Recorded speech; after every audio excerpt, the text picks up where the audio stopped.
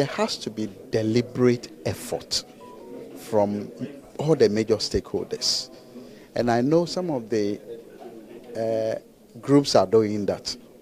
They are sponsoring people to go and read the languages. Some are doing it.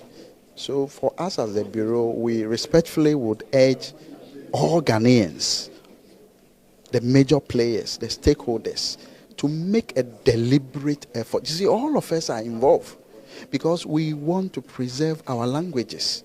So if we don't make the effort, because you see, at the end, if there are no teachers to handle the language, I'm sorry, nothing will happen. So let's come together. Let's call people. Let's invite people to make sure we sponsor children. I recall the MP in fact, the Minister of Communication was appealing to the GES to post, for instance, he's Dangbe, to post Dangbe teachers to where Dangbes are. Because especially when you sponsor and they complete their school, obviously GES will be doing that. So that is our appeal to everybody. So the completion of the orthography is the first step. We are now going to have what we call the blueprint and proceed from there to develop the textbooks. So that is the first step, and that is the major one, because we are going to use that to develop reading materials for the kids. So for us as the Bureau, we are in charge of that. We've discussed everything with the Honorable MP. We'll proceed to do what I've just said to you. We are going to develop reading materials. And we are in touch with, of course, the GES, WAEC, NACA, so that at the end it will be examinable.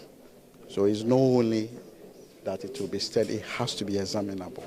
And that is what we are going to do.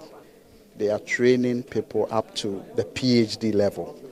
So it is not only at the basic level. Their side is also important, because if you develop it and you don't have people to teach them, work done will be zero. So it's important they also go ahead to train people to handle those who will be coming to the classrooms and the lecture theatres. Yes.